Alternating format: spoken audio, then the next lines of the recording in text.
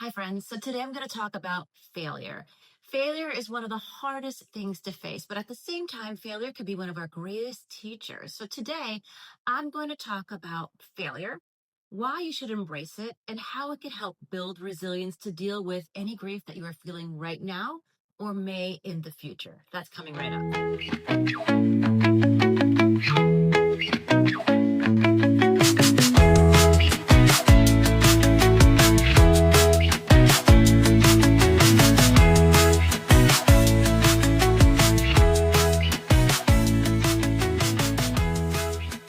Welcome back to my YouTube channel, Turning Grief into Growth. I'm Jen Santiago, and this is a place where I share thoughts about my grief journey, stories from how I've dealt with loss, and try to cultivate resilience so that hopefully you figure out on your own how you too can cultivate resilience through some of these lessons. And of course, resilience is so important when we're dealing with loss, not just to deal with it in the moment that we are grieving, but to deal with it for the future. Because sad to say this, at any point in our lives, we will all have to deal with loss.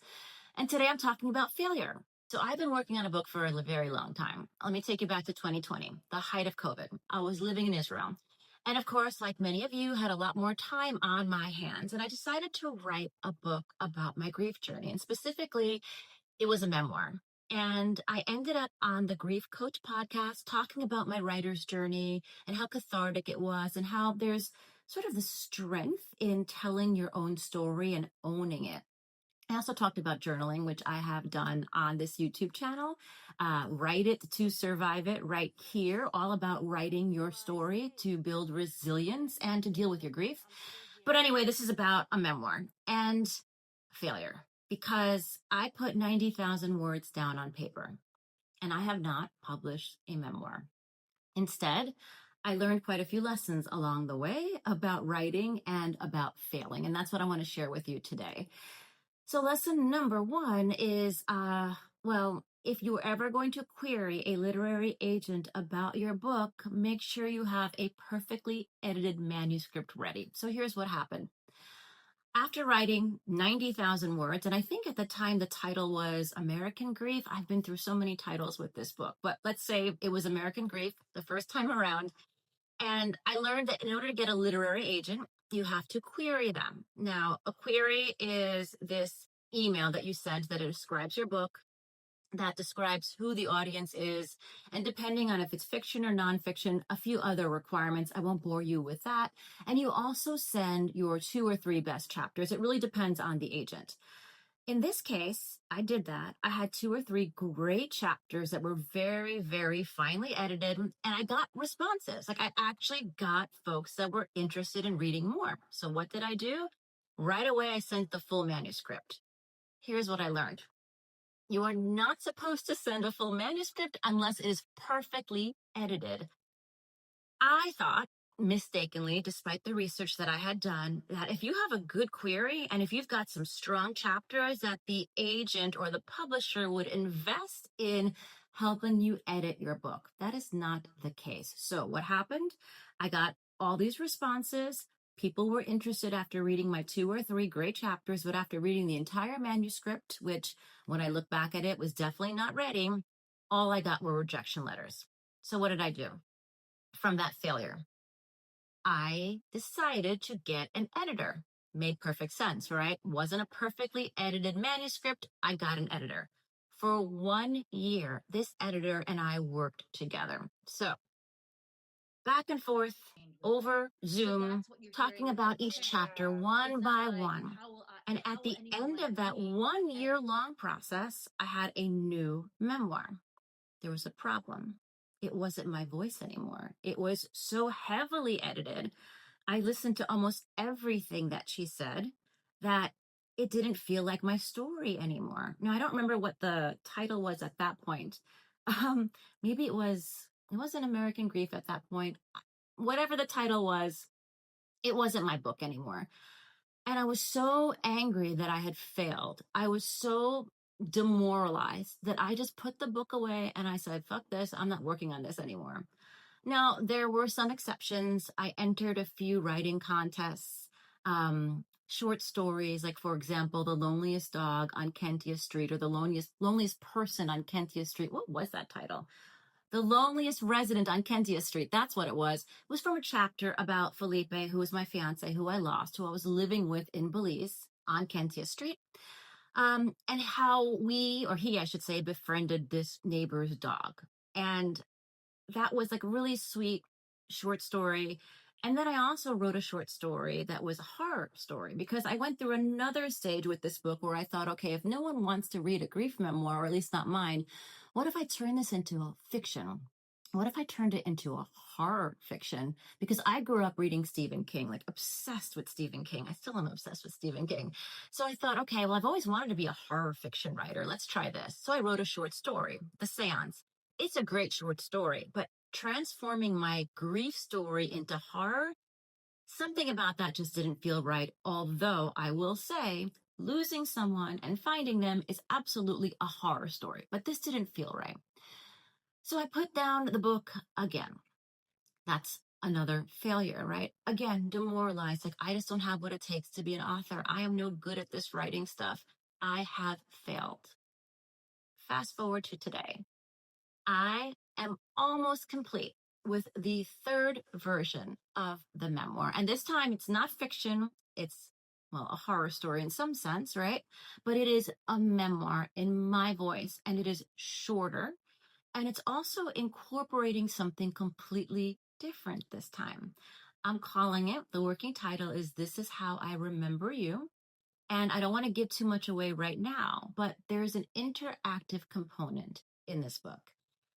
There are lessons in this book that I have learned from grief coaching and from my yoga practice, and specifically my somatic practice. And those are lessons that I share in each chapter after telling my story chapter by chapter. And I really feel good about it this time. I actually sat and read all of it yesterday, and I was proud again of what I had written, like proud for once that I didn't accept failure, that I learned to live with it and to continue forward despite failing. And look, I might fail again, but I'm going to keep going. And this time, using all these lessons from failure have really helped me put together a book that is in my voice and that is true to my story and that incorporates what I'm doing now as a grief coach. And I think it's going to be a much better experience that is more valuable to the reader. So I guess my point is, maybe those failures were what I needed to go through to get to this point right now, to come up with something that is authentic, that is in my voice, but also way more valuable to the reader. So I'm really excited about this. I have decided, and when I say decided, that's not true. I have taken the advice of a literary agent who has been with me on this journey. He is not representing me. This is not his book, but he did give me a lot of advice along the way, including to not give up. And he has promised to put me in touch with someone who is a very respected literary agent in the business if I grow my social media following. Because here's another lesson that I've learned along the way. That's the way to do that. These days, you need to show an agent and a publisher that you've already have an audience. So big reveal, that's part of the reason why I'm doing these YouTube videos, not just because I do believe in what I have to say and that I have something to share for those who are going through grief and loss, but also because I'm aware that I know that I need to build an audience in order to get an agent for this book. And I think this book is going to be fabulous and something that's going to be so helpful. And here's what I've decided. Let's pretend I fail again. Let's pretend literary agents are not interested in this at all. I'm going to self-publish.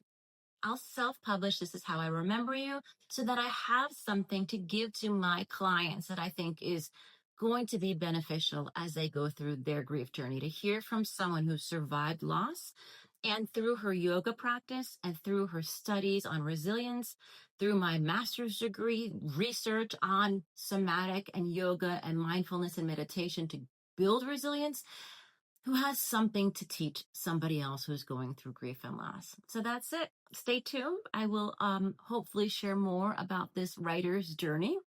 we'll see where it takes me.